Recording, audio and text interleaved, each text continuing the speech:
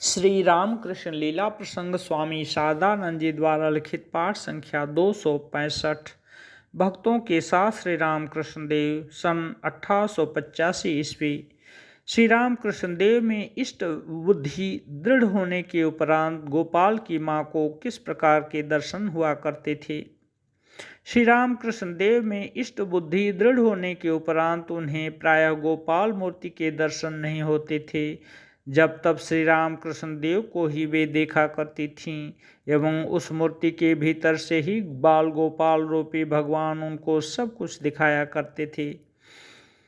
पहले पहल इससे उनके चित्त में बहुत ही अशांति होने लगी। श्री रामकृष्ण देव के समीप जाकर रोती हुई वे बोलीं, गोपाल, यह तुमने मेरा क्या कर दिया?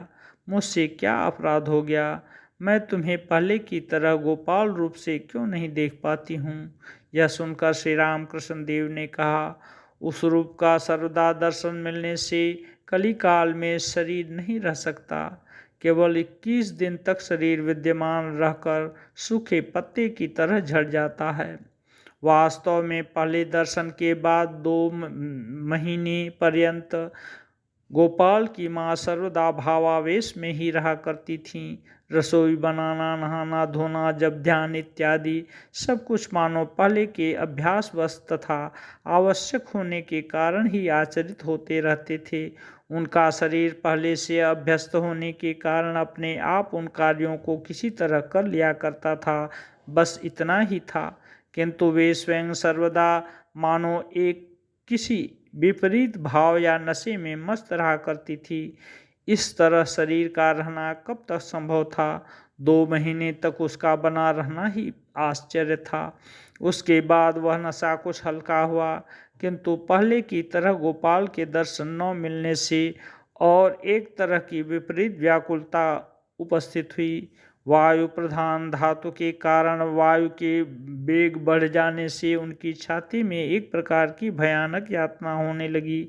इसलिए श्री रामकृष्ण देव से उन्होंने कहा, वायु के बढ़ जाने से मुझे ऐसा प्रतीत हो रहा है कि मानो कोई छाती में आरी चला रहा है। तब उनको सांत्वना प्रदान करते हुए श्री रामकृष्ण देव बोले, तुम्हारी यह हरि वायु है। अरे, इसके बिना किसके सहारे तुम जीवन व्यतीत करोगी? इसका रहना अच्छा है। जब अधिक कष्ट हो उस समय कुछ खा लिया करो। इतना कहकर श्री रामकृष्ण देव ने उस दिन उनको नाना प्रकार के अच्छे पदार्थ भोजन कराए थे।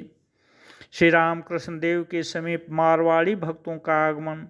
कामना पूर्वक दी हुई वस्तुओं का श्री रामकृष्ण देव स्वीकार तथा भोजन नहीं कर पाते थे एवं भक्तों को भी खाने को नहीं देते थे। कलकत्ते से हम स्त्री पुरुष अनेक व्यक्ति जिस तरह श्री रामकृष्ण देव के दर्शनार्थ आया करते थे, उसी प्रकार बहुत से मारवाड़ी स्त्री पुरुष भी समय समय पर उनके दर्शनार्थ उपस्थित होते थे। वे लोग गाड़ियों में दक्षिणेश्वर के बगीचे में पहुंचते थे, फिर गंगा स्नान कर पुष्प चयन करते तथा शिव का पूजन करने के पश्चात पंचवटी में अड्डा जमाते थे।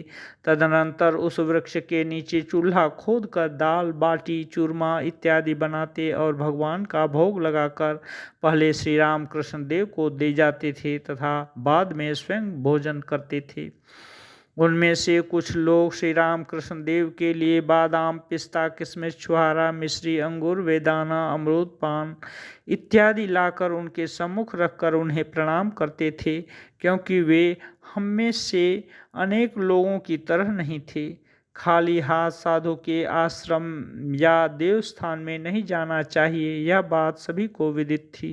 तदर्थ वे कुछ न कुछ लेकर ही उपस्थित होते थे, किंतु श्री रामकृष्ण देव उनमें से 2-1 व्यक्तियों को छोड़ मारवाड़ियों द्वारा प्रदत्त वस्तुओं में से वे स्वयं कुछ भी ग्रहण नहीं करते थे। वे कहते थे, पान का एक बीड़ा देते समय भी वे मुकदमे में मेरी विजय हो, मेरा रोग अच्छा हो जाए, व्यापार में मुझे लाभ हो इत्यादि 16 कामनाएं उनके साथ जोड़ दिया करते हैं। श्री रामकृष्ण देव स्वयं तो उन वस्तुओं को खाते ही नहीं थे, साथ ही भक्तों को भी खाने नहीं देते थे। किंतु दाल बाटी इत्यादि बनी हुई वस्तुएं देवता के भोग लगाने के पश्चात उन्हें जो दी जाती थीं उनको प्रसाद मानकर कभी कभी उनमें से थोड़ा सा वे ग्रहण कर लेते थे तथा हमें भी देते थे। किंतु उन लोगों द्वारा प्रदत्त मेवा मिश्री आदि खाने के अधिकारी एकमात्र नरेंद्रनाथ यानी स्वामी विवेकानंद जी ही थे। श्री रामकृष्ण देव कहा करते थे, उसके यानी नरेंद्र के पास ज्ञान रूपी तलवार म्यान से निकली हुई तलवार है। इन वस्तुओं को खाने से उसको दोष न लगेगा, उसकी बुद्धि मलिन न होगी। इसलिए भक्तों में से जो कोई मिल जाता उसके हाथ उन वस्तुओं को वे नरेंद्रनाथ के घर भेज दिया करते थे।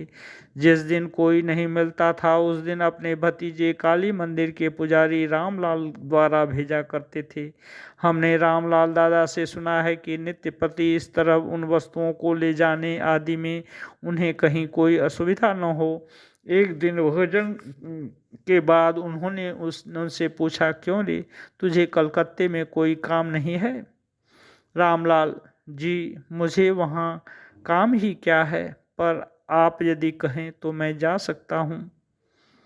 मारवाड़ियों की दी हुई खाद्य सामग्रियाँ नरेंद्र के पास भेजना।